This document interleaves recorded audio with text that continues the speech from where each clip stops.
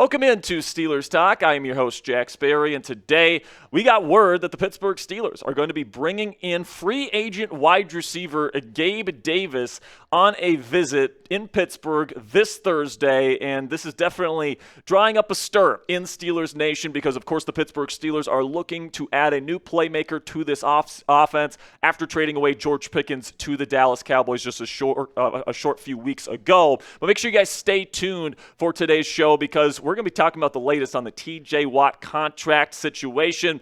We got a little bit of an update over the weekend that I want to share my thoughts on, so make sure you guys stay tuned for that. But before we get into the content today, you guys remember Trader Joey. Joey started off here at Chat Sports as an assistant producer for Steelers Talk. Now he's the host of Ravens Rundown. He's completely jumped ship, and he doesn't think that we can beat his last video in terms of the total amount of likes. They just broke their all-time channel record with likes with 1,898 likes. And congratulations, Joey. That's great. That's a record for you guys. I'm going to show you guys right now that we can do that on a regular video here on Steelers Talk. So if you haven't already, if you want to beat the Rappards, if you want to embarrass these fools, make sure you guys click that thumbs up icon right now if you want to represent Steelers Nation. All right, so let's get into the news of the day. Adam Schefter reported earlier today that free agent wide receiver Gabe Davis will be visiting the Pittsburgh Steelers on Thursday, which, by the way, is the last day of Steelers OTAs this year in preparation for their mandatory minicamp next week. Now, Gabe Davis, he's 26 years old, so he's still relatively young. He's got incredible size, 6'2", 225 pounds. He uses that frame, and he actually has some pretty decent speed, and he can set up double moves, and he's a good vertical threat with that big body. So that would be kind of the appeal for Arthur Smith. Also, he's an excellent run blocker at that size and gives excellent effort. He's an awesome teammate and locker room guy, so complete opposite of what George Pickens was. But here's the kicker. He did tear his meniscus in 2024 with the Jaguars, and he honestly didn't have a great season with the Jags last year outside of the Buffalo Bills offense. Now, the positives when it comes to Gabe Davis is that he would be a super cheap option because of the offset clause in the contract that he had with the Jacksonville Jaguars. The Steelers can pay him essentially the vet minimum, and he would be making the same amount of money, and the Jacksonville Jaguars would have to pay the rest of his contract of the figure he would have had to make if he was still on the team there in Duval. He's also a good scheme fit, like I talked about. The Steelers want to throw the ball down the field. They like these bigger type of vertical threats, and then also he's also a great scheme fit because of his ability to run block on early downs. And then, all those things are probably the positives when you're talking about Gabe Davis's profile and his potential fit with the Pittsburgh Steelers. Now, I do want you guys to keep in mind here that just because Davis is coming in for a visit doesn't mean that he is definitely going to sign with the Pittsburgh Steelers. He certainly could, but it definitely isn't a done deal, okay? Personally, for me, I don't think Davis is my favorite wide receiver target, guys. I would much rather bring in another free agent wide receiver or trade for somebody that I think would be more complementary to the Steelers wide receiver room than Davis would be if he is brought in here as the new wide receiver too. I think that Davis probably isn't fully healthy, okay? The reason why I say that is because the 49ers and the Giants both brought in Gabe Davis this offseason, and they didn't sign him, all right? They brought him in for visits, and they didn't sign him. And to me, that tells me that their medical staff, they did their medical check on him, and they didn't like the status of his meniscus, and they decided not to sign him, even though, especially the Giants with the connection that he had with Brian Daboll. Daboll was the offensive coordinator for Davis back in his Buffalo days, and even he didn't feel comfortable enough signing him to a contract. So something tells me that Davis wasn't healthy when he went to San Francisco and New York on those visits, and there's certainly a chance that the Steelers medical staff flags him as well, but we'll see what his status is later in the week when he ends up visiting. Then another thing that's kind of a negative here with Gabe Davis is I think he's redundant with DK Metcalf's skill set. Both of those guys are kind of bigger wide receivers that are vertical threats, and they got a limited route tree, all right? Because they're such big bodies, they don't have great change of direction ability.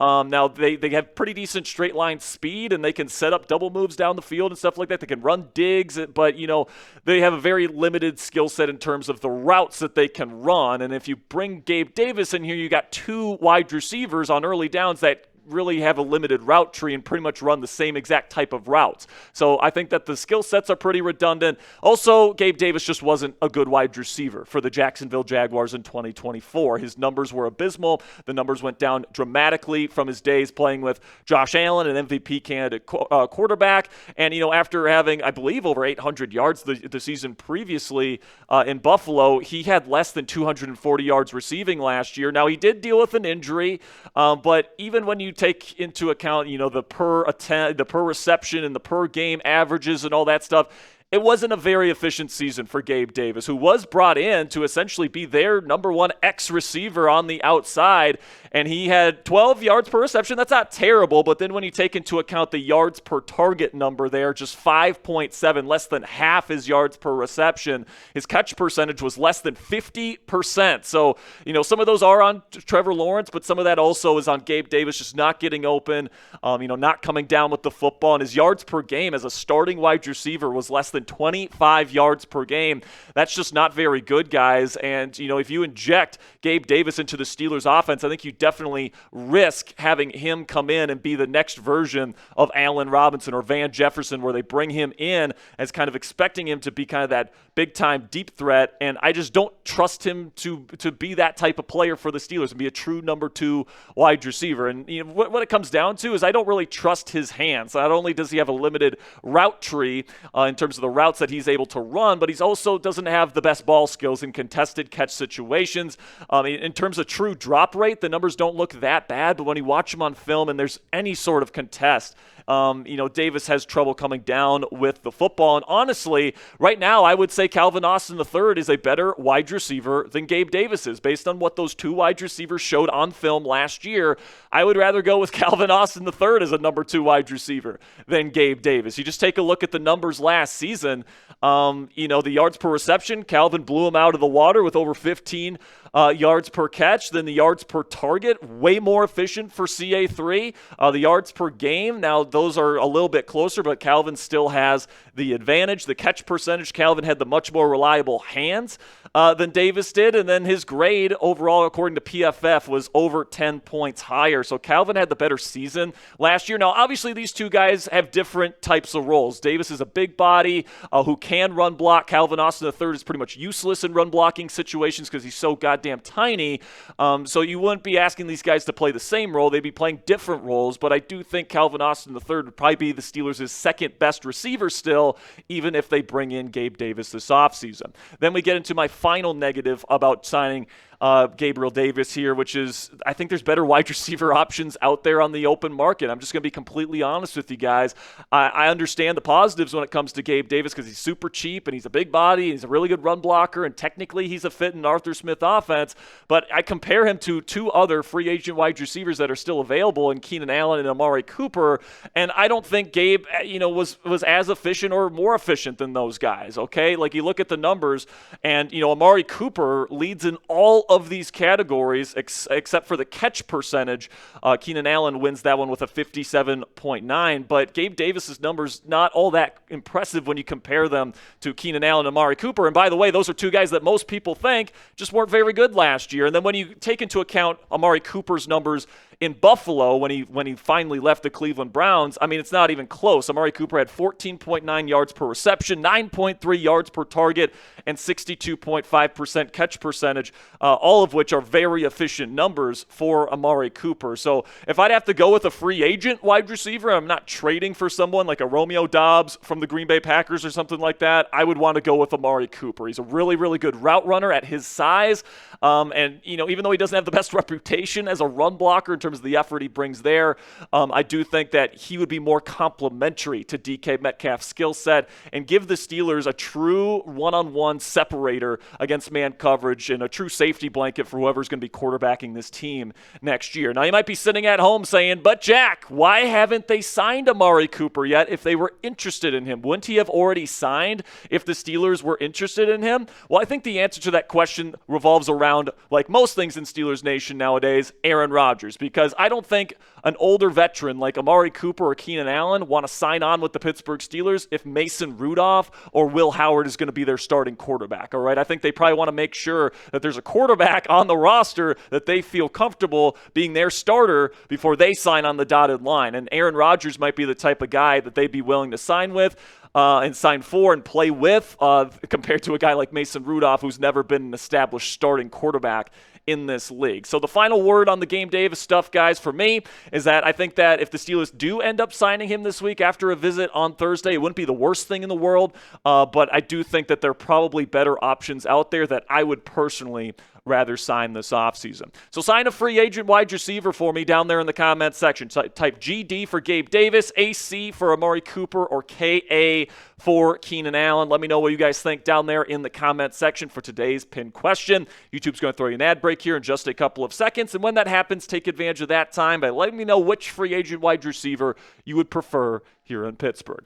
And while we wonder who the wide receiver 2 here in Pittsburgh is going to be this year, there's no debate who wide receiver 1 is, and that is DK Metcalf. He'll be wearing the number 4 this year on a brand new contract playing for the black and gold. If you want to get his brand new Steelers jersey from our friends at Fanatics, you can do that right now by using our special link, chatsports.com/DK. If you guys use that link and you make a purchase, Fanatics sends us here at Steelers Talk part of the proceeds to help us pay for new equipment, new office space, help pay the rent, keep the lights on, all the different stuff we got to take care of here so that we can keep our content free. So if you guys want a DK Metcalf jersey, you can go chatsports.com/DK to make that happen.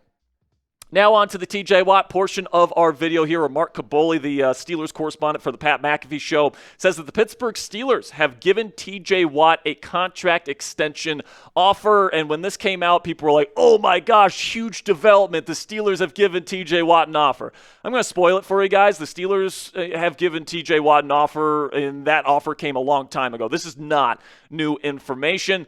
And, TJ's had this offer on the table for probably weeks, if not months. At this point, the Pittsburgh Steelers have had their number that they feel comfortable signing TJ Watt to, and they've pretty much extended that to him and his agent. And obviously, TJ and his agent didn't feel like it was enough money, and they haven't accepted it. And that's just kind of the way these negotiations go. Teams send out an offer that they feel comfortable with. The player either accepts or doesn't, and then usually there's a long break where there's no negotiating, and then once things kind of get closer to the season, they start to hash things out a little bit more. But, my best guess when it comes to the TJ Watt situation is that it's probably going to get close, if not even into training camp, where, it's getting closer to the season. As we know, the Steelers don't do contract extensions during the season, so there's a very hard deadline to get this deal done. And I do think, because of how valuable TJ Watt is to the defense and the team as a whole, and the Steelers are in a win-now mindset, the Steelers will feel like they have no choice but to pay up for TJ Watt. And just a fair warning here, guys, it is going to be very, very pricey for that extension. It's going to be around $40 million per season is my guess, if not more than that. He might even ask to be the highest paid non-quarterback in NFL history, all right? So he signed his latest contract a few years back. He's still in the top 10 highest paid edge rushers. So he's definitely somebody that wants to reset the market. And with the production that he has had since he's come into the league, and all the defensive player of the year nominations and wins that he has had, it's no wonder why TJ wants to get paid what Myles Garrett got paid this year at the Cleveland Browns, which of course was $40 million per season. So let me know down there in the comments section, will Watt's new deal be over or under $40 million per season? Type O if you think over, type U if you think under. Let me know what you guys are thinking down there in the comments section. For me, I think it's going to be just a tick over $40 million per season. So now today, the OTAs for the Pittsburgh Steelers resumed in Pittsburgh at UPMC Sports Complex there in Pittsburgh. And the talk of the town, at least today, was Darnell Washington, the tight end, who apparently has been losing some poundage this offseason and building up some more muscle, getting leaner. Last year, he was over 260 pounds for a blocking tight end. That is massive. Apparently, he is down 15 pounds this year. He wanted to get leaner and more explosive, and that can only mean good things for him and his career and the Pittsburgh Steelers offense as a whole. He is an absolute menace when he is doing his job as a blocking tight end and he's not getting lost out there or whatever. he's arguably the best blocking tight end in football, in my opinion, with his size and athleticism and his nastiness. I'm really hoping that in year 3 here, everything really begins to click for him. It started to click last year, not fully, but I'm hoping this year's the year where Darnell Washington truly becomes the most consistent and best and probably most menacing run blocking tight end in football. It would certainly do the Steelers' run game a hell of a lot of good. So that'll be it for today's show, guys. Make sure you guys click that subscribe button for OTA updates throughout the week. We're going to be doing Steelers OTAs winners and losers later in the week, so make sure you guys click that subscribe button for all the latest updates surrounding the black and gold.